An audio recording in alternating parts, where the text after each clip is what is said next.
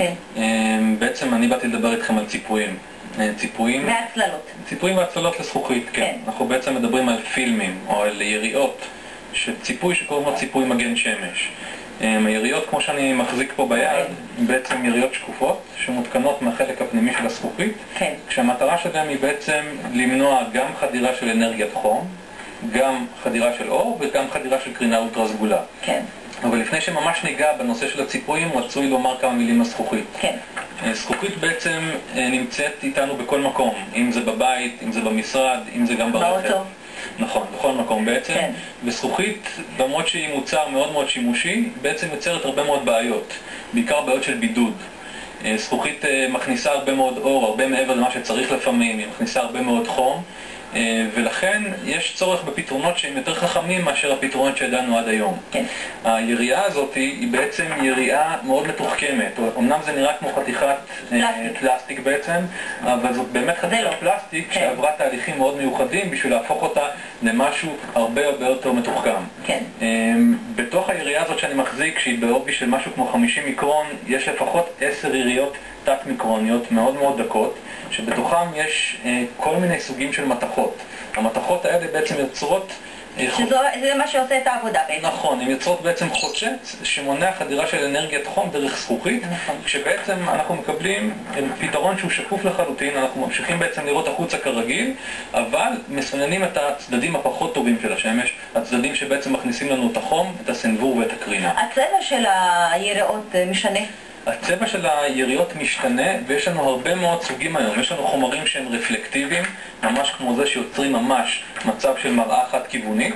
כאילו מי שבחוץ לא רואה מה שיש בפנים, ומי שבפנים כן רואה מה שיש בחוץ. נכון, זה נכון לשעות היום. זה לקראת, כן, זה לשעות היום. זה נכון לשעות היום, כן. בלילה בדרך כלל המצב הפוך, אבל אלה חומרים שבאמת יכולים להפחית בצורה משמעותית את חדירת אנרגיית החום. כן. אנחנו מדברים על משהו כמו בין 3 ל-7 מעלות בקרינת שמש ישירה.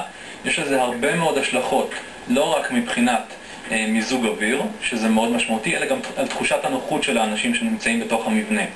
כמה זה חוסך באמת באנרגיה? יפה. בשביל לתת מדד מדויק צריך לעשות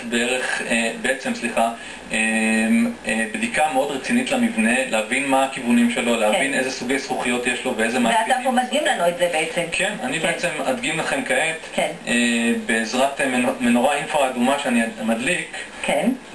בעצם כאן אנחנו בעצם מדמים את אנרגיית החום שחודרת דרך תווך נקי שהוא... כן. נכון, התווך הזה הוא זכוכית רגילה כמו שיש לכולנו בבית וכדומה. מה שקורה אם אני אשים את היד שלי פה, או אם אני אבקש מחוסם לשים את היד פה ולהשאיר אותה פה, כן, חוסם, אתה יכול לשים את היד. ايش حاسس حسام؟ אתה בעצם מרגיש הרבה מאוד חום שחודר דרך הזכוכית ונוגע לך ביד. מה שאני עכשיו עושה, שם את הציפוי שלנו על גבי הזכוכית ומחזיק אותו פה, וחוסם, איך אתה מרגיש? לא מרגיש שום דבר, חסש ביש, מפיש דרגת חררה.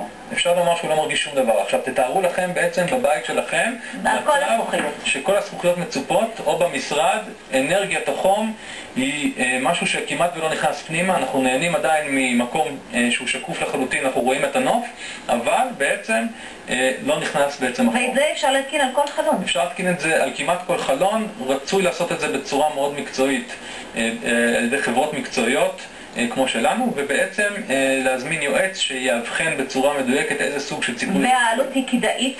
העלות, אני אפתיע אותך ואני אומר לך שההחזר השקעה, מה שנקרא ROI, בתוך משהו כמו 2.5-3 שנים אנחנו יכולים לקבל החזר השקעה מלא בתחילת חיסכון בפועל למוצרים שלנו. אנחנו בכל זאת מפעילים את המזגן, אבל פחות עוצמה ופחות זמן. נכון, בעצם את תוכלי לקרר נגיד מבנה בצורה הרבה יותר יעילה, כי יהיו פחות נקודות חום, יהיו הרבה פחות. מה קורה בחורף שבאמת אני רוצה שהשמש תיכנס אליי הביתה? זאת שאלה טובה. קודם כל לזכור שאנחנו חיים במזרח התיכון, ופה אין מה לעשות, 8 אפילו 9 חודשים בשנה, חם מאוד, וזו הבעיה שאנחנו מנסים לטפל בה בצורה הכי מקיפה.